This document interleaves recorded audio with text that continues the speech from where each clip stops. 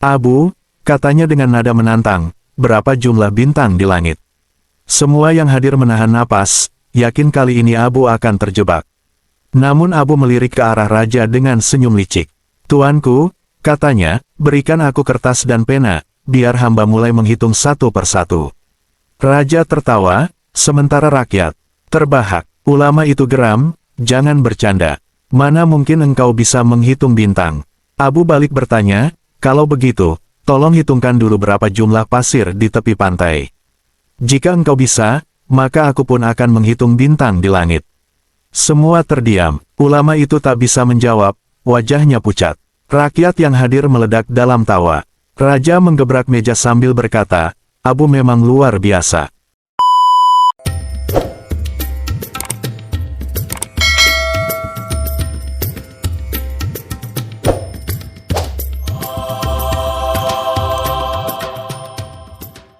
Suasana istana Baghdad pagi itu dipenuhi para ulama terkemuka.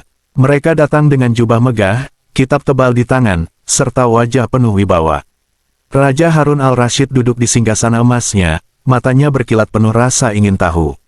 Wahai para ulama, katanya lantang, aku ingin melihat sejauh mana kecerdikan Abu Nawas, orang yang katanya bisa membuat siapa saja bungkam dengan kata-kata. Para ulama saling pandang, sebagian tersenyum sinis. Bagaimana mungkin seorang rakyat biasa berani menandingi ilmu kami? Gumam salah seorang. Tak lama kemudian, Abu Nawas dipanggil. Ia masuk dengan langkah santai, mengenakan jubah sederhana, membawa tongkat kayu yang biasa menemaninya. Raja menatapnya tajam, Abu, hari ini engkau akan diuji. Jika kau gagal, hukuman berat menantimu. Tapi jika engkau berhasil, engkau boleh meminta hadiah apapun. Abu menunduk hormat lalu menjawab dengan suara tenang, hamba siap, tuanku. Namun hamba juga punya syarat kecil, jika hamba berhasil membuat para ulama terdiam, maka tuanku harus mengakui bahwa kebodohan seorang rakyat jelata pun bisa menjadi pelajaran. Raja tertawa, menyetujui syarat itu. Para ulama mengangguk dengan percaya diri, merasa tidak mungkin kalah dari Abu. Di ruangan itu, ketegangan bercampur dengan rasa penasaran. Semua mata kini tertuju pada Abu Nawas. Seorang ulama maju dengan penuh percaya diri. Ia dikenal sebagai ahli ilmu bumi dan bintang, seorang yang dihormati di Baghdad. Dengan suara lantang ia bertanya, Abu, jika kau benar-benar cerdas, katakan padaku, di manakah letak pusat dunia? Pertanyaan itu membuat hadirin terdiam. Semua menatap Abu, menunggu apakah ia akan kebingungan. Namun Abu tersenyum tenang. Ia menancapkan tongkat kayunya ke lantai singgasana, lalu berkata mantap, di sini. Sang ulama terperanjat, apa maksudmu? Bagaimana mungkin engkau seenaknya menunjuk lantai dan berkata itulah pusat dunia? Abu menjawab santai, jika engkau tidak percaya, tunjukkan bukti bahwa bukan di sini. Hening seketika, ulama itu terdiam, tidak punya jawaban. Bagaimana mungkin ia membuktikan pusat dunia? Ia sadar pertanyaannya berbalik menghantam dirinya. Rakyat menahan tawa, sementara raja tertawa terbahak. Abu benar, jika tak ada bukti lain, maka tongkatnya pun bisa jadi pusat dunia. Para ulama mulai gelisah, sadar Abu bukan lawan yang mudah. Tak mau kalah, ulama lain maju. Ia adalah ahli ilmu kalam, terbiasa berdebat soal ketuhanan. Abu, ujarnya dengan nada tajam, katakan padaku, apakah Tuhan itu benar-benar ada? Abu menjawab tanpa ragu, tentu saja ada. Ulama itu kembali menekan, kalau begitu, tunjukkan buktinya. Abu tersenyum, lalu berkata, apakah engkau bisa melihat angin? Ulama itu menggeleng. Apakah engkau bisa memegangnya? Ulama kembali menggeleng. Tapi engkau percaya angin ada, bukan? Karena engkau merasakannya berhembus, mendengar suaranya, dan melihat pohon bergerak karenanya. Begitulah Tuhan. Ia tidak selalu terlihat, tapi tanda-tandanya nyata dalam hidup kita. Suasana ruangan mendadak hening. Para ulama saling pandang, tak ada yang berani menyanggah.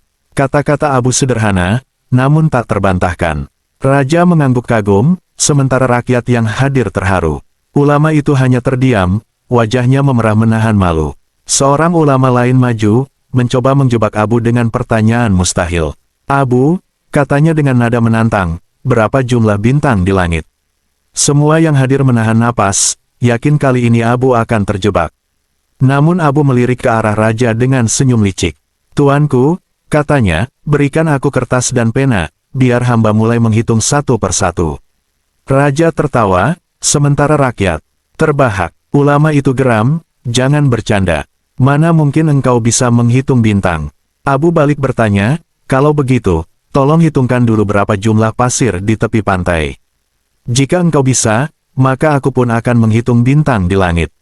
Semua terdiam. Ulama itu tak bisa menjawab, wajahnya pucat. Rakyat yang hadir meledak dalam tawa. Raja menggebrak meja sambil berkata, Abu memang luar biasa. Pertanyaan sulit justru ia jawab dengan membuat penanyanya terdiam. Ulama berikutnya mencoba dengan cara lain. Ia berkata, Abu, jika engkau benar-benar pandai, jelaskan kepadaku bagaimana wujud surga. Semua menatap Abu dengan serius, sebab ini bukan pertanyaan mudah. Abu menarik napas dalam-dalam, lalu menjawab dengan tenang, wujud surga lebih indah dari yang bisa engkau bayangkan, dan lebih megah dari yang bisa engkau gambarkan. Ulama itu menukas cepat, itu jawaban kabur, Abu. Jelaskan lebih rinci. Abu tersenyum, lalu berkata, kalau begitu, jelaskan padaku dulu seperti apa tepatnya surga menurutmu, agar aku bisa menilai apakah bayanganmu benar atau salah. Ulama itu terdiam, ia sadar tidak ada manusia yang bisa mendeskripsikan surga secara sempurna. Raja yang mendengar itu tertawa puas, benar sekali. Tak seorang pun bisa benar-benar menjelaskan wujud surga. Abu, kau membuat ulama ini terdiam. Rakyat bersorak, dan ulama itu hanya menunduk malu. Seorang ulama yang dikenal tegas maju dengan wajah penuh keyakinan. Abu, katanya lantang, jika kau begitu pandai, katakan kepadaku, berapa luas neraka? Semua hadirin terdiam. Pertanyaan itu jelas mustahil dijawab, dan sebagian ulama lain mulai tersenyum yakin bahwa kali ini Abu akan tersungkur. Namun Abu tetap tenang. Ia berjalan perlahan mendekati ulama itu, lalu menunjuk ke dadanya. Wahai Tuan Ulama, jika hati seseorang dipenuhi keserakahan, kesombongan, dan kebencian, maka neraka di dunia ini sudah seluas hatinya. Tapi jika engkau ingin tahu luas neraka di akhirat, hanya Tuhan yang berhak mengetahuinya. Jadi, tanyakanlah langsung padanya. Suasana ruangan hening seketika. Kata-kata Abu membuat semua orang berpikir. Ulama itu terdiam, wajahnya memerah. Ia tak menyangka pertanyaannya justru berbalik menjadi nasihat yang menusuk hatinya sendiri. Raja mengangguk kagum, Abu, kau tidak hanya menjawab, tapi juga mengajarkan makna. Rakyat pun bersorak setuju. Ulama berikutnya melangkah maju. Ia mencoba menjebak dengan ilmu perhitungan. Abu, ujarnya, berapa lama lagi umur dunia ini akan berakhir? Semua menatap Abu dengan penasaran. Pertanyaan itu selalu jadi misteri besar, bahkan para ulama besar pun tidak bisa menjawabnya dengan pasti. Abu tersenyum tipis. Pertanyaan bagus, katanya. Ia lalu memandang ke arah raja. Tuanku, umur dunia bisa diukur dengan umur seorang manusia. Bagi orang yang mati hari ini, dunia baginya sudah berakhir. Bagi yang masih hidup, dunia terus berjalan. Jadi kapan dunia berakhir? Itu rahasia Tuhan, dan bukan tugas manusia menghitungnya. Tugas kita hanyalah memanfaatkan waktu sebelum pintu akhir menutup. Ulama itu terdiam. Jawaban Abu sederhana, tapi penuh makna. Raja bertepuk tangan sambil berkata, luar biasa. Abu telah menjawab pertanyaan yang tak pernah terjawab dengan cara yang membuat kita semua merenung. Para ulama pun bungkam, tak ada yang berani menyanggah. Seorang ulama lain maju dengan penuh percaya diri. Ia dikenal ahli filsafat dan ilmu jiwa. Dengan nada menantang ia bertanya, Abu, katakan padaku, apakah jiwa bisa dilihat? Abu mengangguk pelan, lalu balik bertanya, apakah engkau bisa melihat pikiranmu sendiri? Ulama itu menggeleng. Abu melanjutkan, apakah engkau bisa melihat rasa cintamu pada keluargamu? Ulama itu kembali menggeleng. Tapi engkau yakin pikiran dan cintamu ada, bukan? Ulama itu mengangguk pelan. Abu tersenyum, begitulah jiwa. Ia tak bisa dilihat dengan mata, tapi bisa dirasakan lewat perbuatan. Jika engkau berbuat baik, jiwa itu bercahaya. Jika engkau berbuat buruk, jiwa itu gelap. Semua terdiam. Ulama yang bertanya pun menunduk. Ia tak bisa lagi membantah jawaban Abu yang sederhana tapi sangat tajam. Raja berkata, Abu benar. Jiwa memang bukan untuk diperdebatkan, tapi untuk dirasakan dalam hidup. Rakyat pun bersorak riang. Seorang ulama dengan janggut panjang maju dengan nada sinis. Abu, jika kau pandai, katakan padaku, manakah yang lebih dahulu, cahaya atau gelap? Pertanyaan itu terdengar sederhana, namun penuh jebakan. Abu tersenyum licik. Ia menunjuk lilin yang menyala di dekat raja. Matikan lilin itu, katanya. Lilin pun ditiup. Ruangan menjadi sedikit gelap. Sekarang nyalakan kembali, ujarnya. Lilin kembali menyala dan ruangan terang. Abu lalu berkata, gelap itu bukan sesuatu yang ada lebih dulu. Gelap hanyalah ketiadaan cahaya. Jadi siapapun yang bertanya mana lebih dahulu, sama saja ia bertanya, apakah kosong lebih dahulu daripada isi. Hening. Semua ulama terdiam, menyadari kebenaran jawaban Abu. Raja tersenyum puas, hahaha, Abu lagi-lagi membuat pertanyaan rumit menjadi jelas. Rakyat pun tertawa, sementara ulama yang bertanya hanya menunduk malu. Ulama terakhir yang maju tampak paling bersemangat. Abu, katanya, jelaskan padaku apa itu takdir. Jika semua sudah ditentukan, mengapa manusia harus berusaha? Pertanyaan ini sangat sulit, bahkan sering menjadi bahan perdebatan panjang para ulama. Abu menghela napas lalu berkata, lihatlah aku berjalan. Ia melangkah ke kanan, lalu berhenti. Aku bisa memilih untuk melangkah ke kanan atau ke kiri. Itu usahaku. Tapi jika tiba-tiba lantai ini runtuh, aku jatuh ke bawah. Itulah takdir yang tak bisa kubah. Jadi, manusia diberi pilihan untuk berusaha, tapi hasil akhirnya tetap dalam genggaman Tuhan. Suasana ruangan mendadak hening, lalu raja berdiri sambil bertepuk tangan. Abu, engkau benar-benar telah membuat semua ulama terdiam. Pertanyaan yang rumit telah engkau jawab dengan bijak. Para ulama hanya menunduk, tak seorang pun berani membantah.